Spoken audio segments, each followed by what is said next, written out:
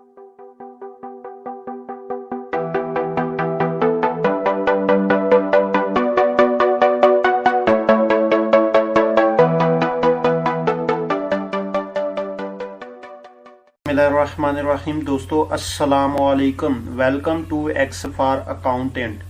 आज की इस वीडियो में हम सम का फार्मूला और सम का फंक्शन जो है ये दोनों डिस्कस करेंगे। बेसिकली जो सम का फार्मूला है और फंक्शन है ये दोनों डिफरेंस है, ये इस दोनों में फ़र्क है। तो सबसे पहले हम सम का फार्मूला देखते हैं कि सम का फार्मूला हम कैसे यूज़ कर सकते हैं। बेसिकली ये जो फार्मूला यूज़ होता है ये हम किसी भी जो हमारे पास डाटा दिया हुआ है उसको प्लस जमा करने के लिए हम उसको यूज़ करते हैं। तो हमारे पास ये एक डाटा दिया गया है जिसमें से हमारे पास कुछ डाटा दिया है 25, 100, 40, 30, 90, 70, 55, 80, 200, 1000, 5000। अब हम इसको क्या करना चाहते हैं, इसका टोटल करना चाहते हैं ये इस सेल में। तो अगर हम यहाँ पे फार्मूला यूज़ करेंगे जिस तरह के आप कैलकुलेटर पर यूज़ करते हैं कि आप यहाँ पे 1 बाय 1 करके 25 जमा 100 जमा 40 जमा, यानी अगर आप यहाँ पे इस तरह करना चाहते हैं, ये देखिए मैं यहाँ पे करता हूँ 25 जमा 100 जमा 40 जमा 30 जमा 90, तो फिर मैं यहाँ पे जमा 70, फिर जमा 55, फिर जमा, यानी 1 बाय 1 करके ना मैं इन सबको जो है यहाँ पे करके और दरमियान में प्लस का साइन यहाँ पे लगाता जाऊंगा।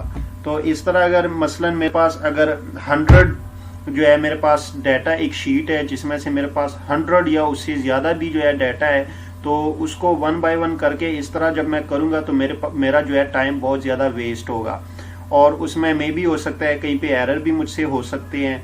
तो बेसिकली फार्मूला जो है आप फार्मूला जो इसका है वो आप प्लस लगा के 1 बाय 1 करके इसको आप प्लस कर सकते हैं, सम कर सकते हैं।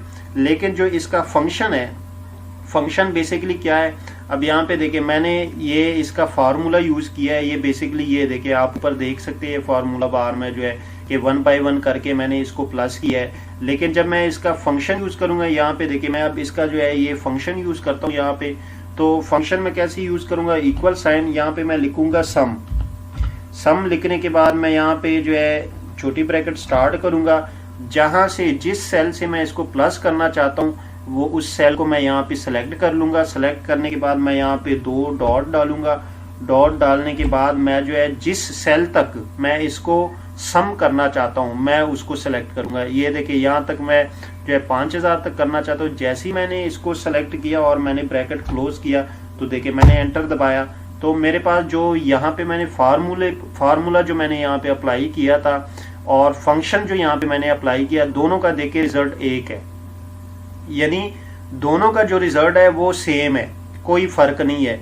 लेकिन फार्मूले में क्या हुआ, फार्मूले में मुझे 1 बाय 1 करके हर एक जो है डाटा को मुझे जो है हर एक डाटा को प्लस करना पड़ा, जिसकी वजह से क्या हुआ कि मेरा टाइम जो है वो बहुत ज़्यादा वेस्ट हुआ और इसमें मे भी हो सकता है कि मुझसे कोई डाटा जो है वो मिस हो जाए। लेकिन फंक्शन में मैंने क्या किया, फंक्शन में मैंने सिर्फ और सिर्फ सम लगा के जहाँ से जमा करना था और जहाँ तक करना था सिर्फ उसके रेंज को मैंने सेलेक्ट किया और छोटी ब्रैकेट को क्लोज किया। एंटर करने के बाद मेरे पास ये देखिए ये इसका आंसर आ गया है, यानी 6690 रुपये।